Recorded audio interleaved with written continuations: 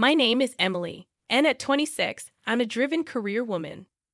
Currently, I share a home with my husband, John. Lately, I've been contemplating starting a family soon, but John believes we should first focus on building a house and settling down before considering children. Therefore, we're diligently saving money for our future home. Despite my desire to start a family promptly, John remains adamant about his stance. Whenever I broach the topic of children, he reiterates the need to establish our home first. It's disheartening how he disregards my perspective. I resign myself to the idea that I must work harder to contribute to our savings. John and I have been married for a year now, and I've noticed a pattern in our relationship. He rarely considers my opinions, a trait that persisted from our dating days. Initially, I admired his strong convictions, but in marriage, mutual respect for each other's viewpoints is essential. I fear our marriage is faltering, especially with the influence of his parents, who live just a short drive away. John frequently visits his parents, citing reasons like cutting down on expenses. However, I've discovered he indulges in drinks with his coworkers, conveniently omitting these expenses from his frugal calculations. It's perplexing how stringent he is with me about saving, yet lenient with himself. His frugality extends to trivial matters like conserving hot water and turning off lights prematurely, directives he imposes solely on me. If only he extended the same standards to himself, perhaps our relationship wouldn't feel so one-sided. I would be seething with anger. However, he seems to believe it's acceptable to impose his ideas on others. Every week, when we visit his parents' house, a new problem surfaces. Hasn't it been a year since you got married? We want some good news soon. Well, we'll be able to see our grandchild, exclaims both my in-laws, putting immense pressure on me. Glancing at John, sitting beside me, I can tell he's glaring disapprovingly. It's evident he wants to say, don't say unnecessary things. While I share the desire for a child, John insists on building our own home first. It's entirely inappropriate for my in-laws to pressure me to have a child in this situation. Rather than advising John, who doesn't listen to my words at all regarding having children, my in-laws persist in pressuring me. Despite wanting to speak up, I'm silenced by their constant pressure for a grandchild. After the meal, John announces, I'm going out for a smoke. You know, Emily, it seems like you're working, but if you want to be a housewife, you should quit your job and work hard to be a good wife. Maybe that's why John isn't paying attention to you. It feels as though I'm being told I can't have children because I'm working. Despite my strong desire for children, John is the one not thinking about having them anytime soon. Just quit your job already, urges my in-law. I retort, it was John who asked me to work. Why don't you talk to John first before constantly lecturing me? Expressing my anger, I continue. When it comes to having children, I want them too. But it's John who stubbornly refuses to listen to me until we have our own home. Instead of nagging at me, why don't you make sure you tell your son the truth? My words leave my in-laws in a state of shock. I excused myself with a simple apology and left the table, making my way towards the entrance. The anger within me extended to John, who leisurely smoked by the entrance. Without saying a word, I climbed into the car, and he followed suit, casually remarking, Hey, are you leaving already? Knowing he would never disclose the truth to his parents, I grew weary of the various things my in-laws constantly told me. I declared that I wouldn't be visiting my in-laws' house anymore, and John widened his eyes in surprise. Why not? We can save on food expenses, right? You also want a home soon and children, don't you? He questioned. Fed up with the continuous impositions from both him and my in-laws, I snapped back. If it's about saving, I've told you many times that we would save more if you stopped going to drinking parties or smoking. Instead of driving to your parents' house just to save the cost of one meal, why don't you save in that way? Everyone needs a break. Expressing my frustration, I continued, You keep imposing things on me, like not using hot water and turning off the lights by 10 p.m. You think we can save money without sacrificing anything. If I have to go through all this trouble alone, then I don't need a home. I'm fed up with this. You never sacrifice anything yourself, but you're okay with imposing it on others. He seemed to downplay the situation, saying it's not a big deal. But I countered, no, it is a big deal. How much patience do you think I've had all this time? Moreover, I was infuriated by his pretense in front of his parents, making it appear as if I were the reason we couldn't have grandchildren. I'm tired of being the only one asked to have grandchildren. It's not me who doesn't want children, it's John. I've been saying it for a long time. I want children soon, so please stop being so angry. Seeing John struggle to deal with my unusual anger brought a slight sense of satisfaction, but it didn't resolve everything. Unsure of what to do next, I gazed out of the car window, ignoring John. A turning point for us came a month later when one of my relatives, my father's brother, passed away. With several pieces of land, a luxurious mansion, and a lavish lifestyle, my uncle's passing became a revelation for John. Impressive. I didn't know you had such a remarkable relative, he remarked a few days later. Upon receiving news about my uncle's inheritance, I decided to discuss the details with the lawyer in our apartment. Recognizing that it was a matter exclusively related to me and had no bearing on John, I politely asked him to leave the room, especially since he seemed uneasy about the concept of inheritance. I wanted to spare him any potential trouble that could arise if he got involved. After about 3 hours of listening to the lawyer explain the intricacies of the inheritance, I thanked him and asked him to leave. However, to my surprise, John, who had been at home earlier, was nowhere to be found. Assuming he had probably stepped out to avoid interrupting my conversation with the lawyer, I started preparing dinner. Little did I know, 3 months later, John approached me, expressing, "There's something I want to show you," and took me for a drive.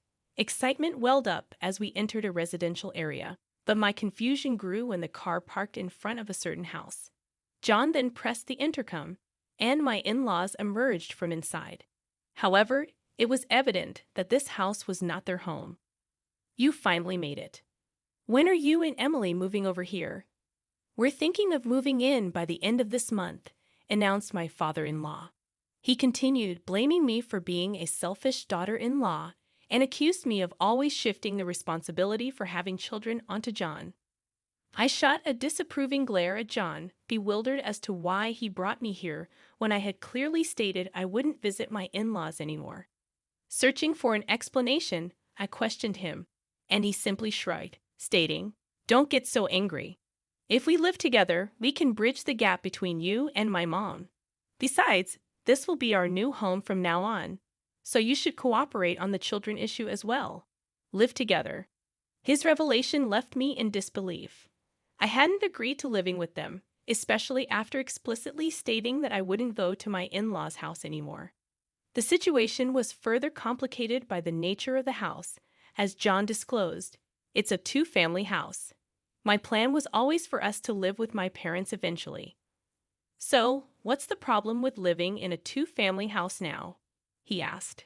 The question lingered in the air as I mulled over the situation. Living in a two-family house seemed to be a significant issue, especially when considering our savings. According to our financial situation, building such a splendid new house was seemingly impossible. I couldn't fathom how John managed it. "My dad and I chipped in the money, so our savings are empty, but it's fine, right?" John casually mentioned. His nonchalant attitude perplexed me. He continued, "I heard your uncle's inheritance was worth $690,000. So, if you use that money to repay us for the cost of the two-family house, it should be fine, huh?" I was taken aback. The idea that he believed my inheritance should be used to fund the house without my consent baffled me. Even if I were to inherit the money, how I used it should be my decision, not his. Frustrated by my rejection of their proposal, John reached into his bag and pulled out a pre-filled divorce form with his name on it. "Your money is our money. If you don't like living together, let's get a divorce," he declared. I took the divorce form from his hand, expressing, "Fine, if living together is the alternative, then divorce is the better choice." Firmly placing the divorce form into my bag, I turned my back on him and my in-laws, who looked stunned. Ignoring their reactions, I continued, "By the way, I renounced my uncle's inheritance. John froze with a bewildered expression. Without waiting for a response, I took a bus and headed home to our apartment. Upon arrival, I promptly filled in my name on the divorce form, which already had John's name on it. I then submitted the divorce papers and immediately purchased cardboard boxes at a home improvement store to start preparing for the move. Recognizing that I couldn't handle the move alone, I hired a moving company. Fortunately, it turned out that not many moves were happening during this season, allowing for a quick relocation. As I packed for the move, a commotion outside the front door indicated John's return. I had the chain lock on, and I addressed him. Sorry, I had the chain lock on. I don't know what you might do when you're so angry. Besides, I need to finish packing for the move. Could you stay at your parents' house for a few days? I won't accept a divorce, John declared, widening my eyes in surprise. I reminded him, but you handed me the divorce form, didn't you? If you sign the divorce papers, that means you agree to the divorce, you know. Astonished, I questioned whether he truly understood the implications of what he had done. He frowned, appearing frustrated, but quickly changed the subject. Why would you give up on a $690,000 inheritance? Normally, you'd inherit it, he questioned. It seemed he had overheard some details about the inheritance but hadn't grasped the full story. Likely, after learning about the $690,000 inheritance, he had rushed to my in-laws, and they impulsively purchased the two-family house without considering the consequences. I explained. The inheritance discussion came to me because there wasn't anyone else to inherit it. My uncle had 3 sons, 2 daughters, a wife, and grandchildren. However, all of them renounced the inheritance, so it ended up coming to me. My uncle did have $690,000, but he had to demolish his mansion, spend a lot on maintaining his land, and had plenty of debt. I realized that renouncing the inheritance was a better choice than inheriting it. John was in disbelief, exclaiming, "No way. So even if you had inherited $690,000, you're saying there wouldn't have been much money left? That's fraud." I explained that the lawyer and I had a proper discussion about it, but someone had eavesdropped and left before hearing the whole story. My words left him speechless, and perhaps he finally realized he was in the wrong. However, I asserted, "It's too late now. You betrayed my trust.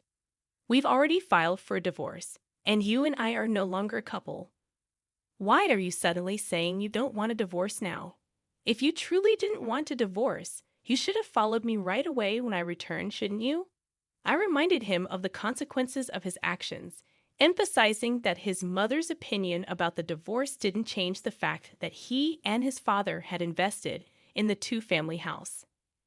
His mother's lack of experience with work didn't allow her to fully appreciate the value of money.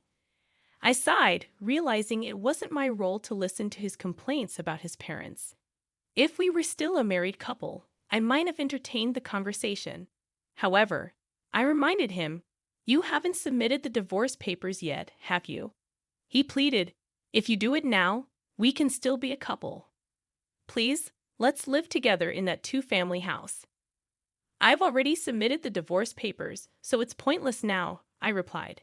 His expression slumped in front of the apartment door, appearing bewildered and lost. While I believed he brought this upon himself, I couldn't let him linger outside forever. Briefly considering sending him away, I realized I had no time to waste, so I continued with my preparations for the move. After a while, he was gone, and I proceeded with the move, informing my workplace about the divorce, especially since my boss had acted as our mediator. Feeling obligated to apologize for the divorce, I also shared the news with my coworkers who had been invited to our wedding during lunch break. Unexpectedly, he burst into my department in front of my coworkers, claiming, "It's absurd that you're talking about the divorce. I wish you hadn't mentioned it." He disclosed the situation in his department, assuming I had inherited an estate and suggested buying a two-family house. When faced with the choice between divorce or living together, I chose divorce. Consequently, he found himself being avoided by everyone. I even received sympathy from colleagues. Eventually, he quit his job. During this time, a male colleague confessed to me, saying, "I've actually liked you for a long time. I hope to build a home where we can communicate as a couple and work things out together."